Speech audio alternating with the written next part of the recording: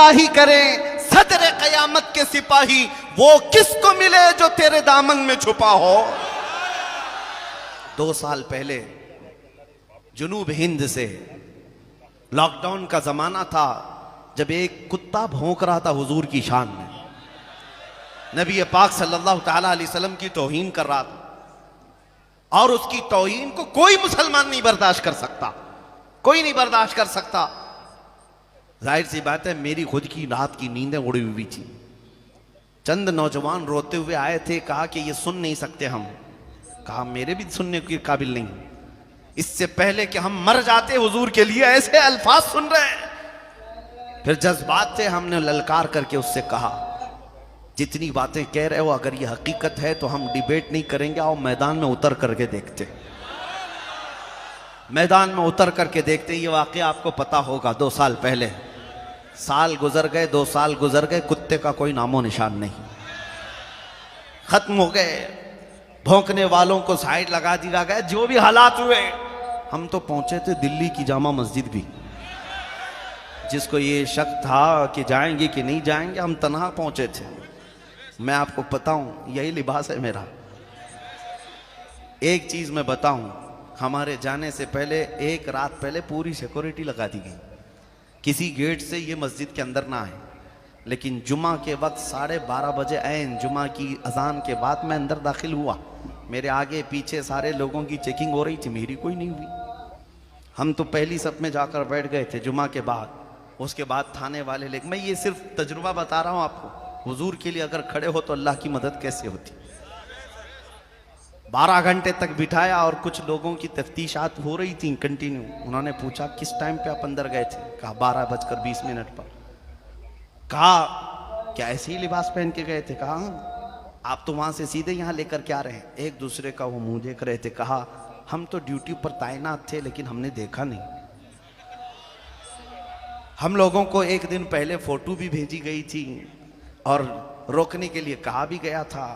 हमने कहा आपको फोटो भी भेज दी गई, रोकने के लिए कहा गया। मैं चोरी करने तो नहीं आया था, चोरी करने तो नहीं आया था, मैं मेरे मुस्तफा की इज्जत के लिए आया था। सुनो, आज तुम्हारी नजरों में बच गए होंगे या तुम्हें नजर नहीं आए होंगे, हमारा तो अकीदा ये है कयामत का मैदान भी होगा।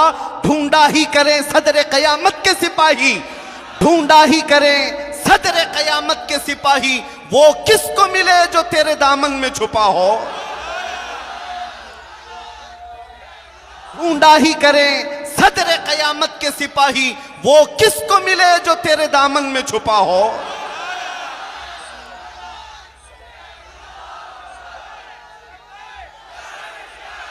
कोशिश करना तुम्हारा काम है, पाए तकमील तक पहुंचाना मेरे रब की शान है। 50 लोगों में पुकारी हुई वो हमारी आवाज थी, जिसको दुनिया के चप्पे चप्पे तक मौला ने पहुंचाया। लोग अगरचे ये समझते हैं कि सोशल मीडिया का दौर है इसलिए पहुंच गई होगी। सोशल मीडिया में हजारों लोग भरे हुए हैं, यही आवाज क्यों पहुंचाई गई? और भी हैं, ये आवाज क्यों पहुंचाई गई? मैं अपनी तारीफ के लिए नहीं कह रहा, दिल से जो बात निकलती है असर रखती है। पर नहीं ताकते परवाज मगर रखती है, उड़ करके जाएगी आवाज। कभी ये मत देखना बड़ी कॉन्फ्रेंस में बोलूंगा, बड़े मजमे में बोलूंगा। हम तो 50 लोगों के मजमे में उस कुत्ते को ललकारे थे और दूसरे दिन सीधे जाकर टैग हो गया और चुप भी गई बात। ऐसा लगने लगा कि हमने दुम पे पांव रख ही दिया। उछल कूद शुरू हो गई थी। आपको पता है, मैं ये तजुर्बा इसलिए अर्ज कर रहा हूं, कभी अपने आप को तन्हा महसूस मत करना। तुम जिस मैदान में भी हो, अल्लाह के रसूल तुम्हारे साथ है, अल्लाह रब्बुल इज्जत की शान है ये।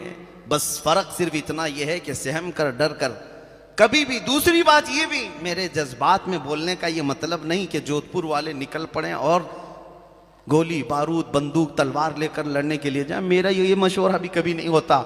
मियाँ तलवार बंदूक गोली तो बहुत दूर की बात है, मैं तो आपको ब्लेड लेने की भी बात नहीं कर रहा।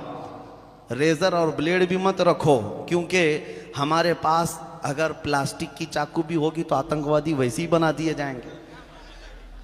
प्लास्टिक की भी होगी तो बन जाओगे। मैं उस चीज का मशवरा नहीं दे रहा हूं। ताकत तख्तो ताज को नहीं कहते, ताकत फौज और ताकत को नहीं कहते, ताकत दर हकीकत इश्क़ मुस्तफ़ा को कहते हैं। वो तुम अपने सीनों में ले आओ, फिर तुम्हें किसी हथियार की नहीं, तुम्हारा चलना फिरना भी बहुत सारे कीड़ों की नींद हराम कर देगा। सिर्फ चलना फिरना तुम्हारे लिए बस काफी है। मैं ये नहीं कहता कि तुम कोई सख्त तशद्दुद के मामलात करो, नहीं, हालात के एतबार से हम अमन के ख्वाहा हैं। हमेशा मेरे आका सल्लल्लाहु तआला अलैहि वसल्लम ने अमन की दावत दी है। ये बात भी फरमाया मेरे आका ने, ला ततमन्नौ लिक़ा अदुव्विकुम, कभी भी दुश्मन से जंग की तमन्ना मत रखना, लड़ने भिड़ने की तमन्ना मत रखना, कत्ल गारत की बातें मत करना। लेकिन हुजूर ने फरमाया अगर तुम्हारे सरों पर फिर कोई सवार हो जाए तो फिर इस्तिकामत के साथ डटे रहना, अल्लाह की मदद तुम्हारे साथ होगी। आज मैं आपसे यही कहना चाहता हूं, तुम तो कंप्रोमाइज कर लेते हो, लोगों को देखकर तुम्हारी टोपियां छुप गई, तुम्हारी दाढ़ियां खत्म हो गई, तुम सेकुलर बनने की कोशिश करते रह गए।